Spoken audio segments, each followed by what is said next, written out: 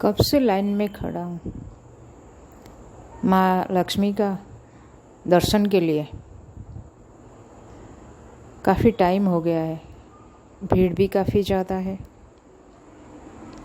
मन में मेरा बहुत हो रहा है कि आज मैं माँ को 108 वाला कमल का फूल चढ़ाऊँ, लेकिन क्या करूँ मैं। 108 का कमल का फूल देने के लिए मेरे पास इतना पैसा नहीं है। ठीक है, मन तो बहुत हो रहा है लेकिन दे नहीं पा रहा हूँ। माँ है, वो सब जानती है। देखते हैं, जब होगा तभी करेंगे। जब वो माँ देगी तभी लाके मैं दे दूँगा। भाई साहब, तभी एक आवाज़ आया, भाई साहब मुझे थोड़ा हेल्प कीजिएगा। ये है ना जो कमल का फूल का हार, आप मेरे तरफ से माँ को चढ़ा दीजिए।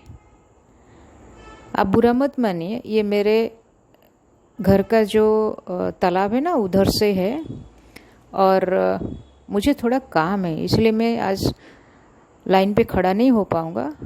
आप मेरे लिए दे दीजिए प्लीज़। ये क्या है, मैं सोच रहा हूँ, क्योंकि ऐसा कभी होता नहीं है। फ्रेंड्स, मनोरमा स्टोरी सीरीज में आप सबको स्वागत है।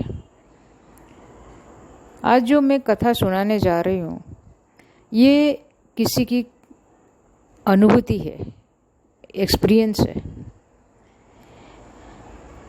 एक बंदा है या एक आदमी है जिसका नाम मनोज है। वो मुंबई में रहता है, अपनी फैमिली के साथ वहीं पे काम करता है।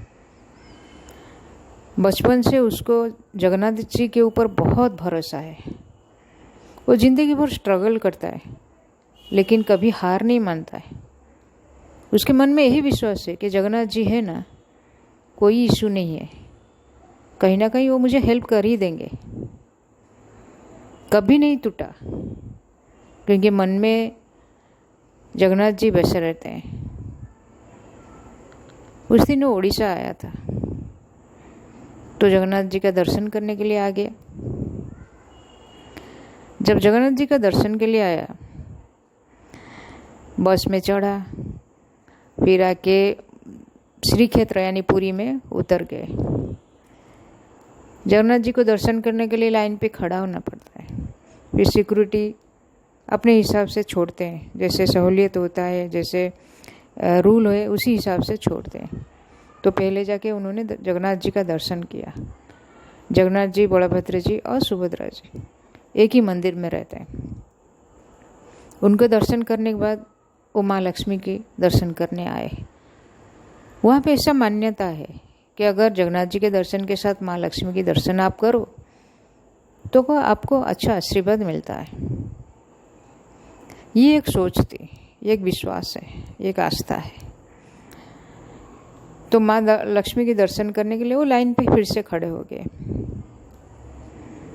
और उनके मन में ये चल रहा था कि मैं माँ के पास तो आया हूँ, मेरे को बहुत मन हो रहा है, क्योंकि माँ को कमल का फूल बहुत पसंद है।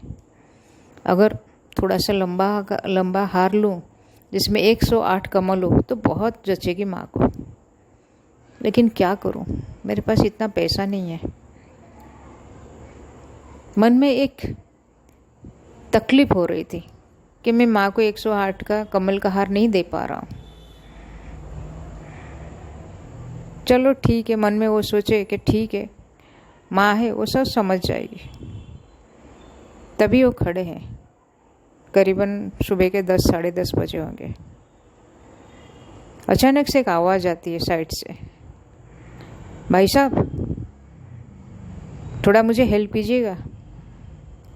तो अचानक मनोज उधर देखा कि मैं लाइन पे खड़ा हूँ, क्या हेल्प चाहिए ना। ये जो कमल का फूल मैं लेके आया हूँ ना, ये मेरे खुद के जो बाग है ना, फार्म हाउस है, वहाँ के पॉन्ड का है, मतलब तालाब में है।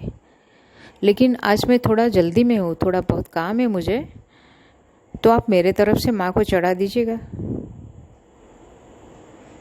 ये सुन के मनोज थोड़ा आश्चर्य जैसे हो गया, क्योंकि माँ लक्ष्मी को कोई चीज़ कोई लेके आता है ना, वो खुद ही चढ़ाना चाहता है। किसी को देना नहीं चाहता है। लेकिन ये तो बड़ा अजीब इत्तेफाक था। फिर उन्होंने पूछा, मनोज ने पूछा उनको कि आप श्योर हो कि मैं चढ़ाऊँ? तो उन्होंने बोला हाँ आप ही चढ़ा दीजिए, कोई बात नहीं है, आप मेरे तरफ से चढ़ा दीजिए। तो ये कह के तुरंत वो वहाँ से निकला। तो मनोज फिर जाके माँ के दर्शन किया, कमल का फूल चढ़ाया, प्रणाम किया। फिर वहाँ पे कुछ देर बैठने के बाद बाहर आ गया। बाहर आने के बाद वो थोड़ा ढूंढने लगा वो सज्जन पुरुष को, कहाँ गए, लेकिन वो मिले नहीं उसको। उसको ऐसा फील हो रहा था कि स्वयं जगन्नाथ आके उसके हाथ में ये कमल का फूल दे के चले गए। और कौन दे सकता है माँ के लिए फूल? ये उनकी आस्था और विश्वास की बात है।